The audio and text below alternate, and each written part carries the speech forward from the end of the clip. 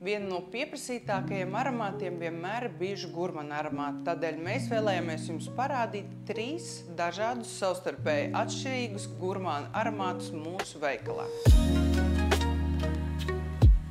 Pirmā vieta noteikti ir Pierre Guillaume aromātam Dilšad. Tas ir iekrojis daudz uzmanību dēļ neparastā aromāta salikuma. Sākumā ir jūtams vaniļas cepums, kurš pārvēršas par sievišķīgu, minerālīgu tuberozi ar garšīgu pistāciju krēmu. Galvenās aromāta notis ir mandeļu piens, pistācija, tuberozi un musks. Otrā vieta būs saldskābējam aromātam no Patricijas Nikolai Paulova. To var aprakstīt kā eksotisku augļu kokteili, kas sajaukts ar vaniļas saldēm. Un galvenās šī aromāta notis būs marakuja, ananās, kokosrieksts un rums.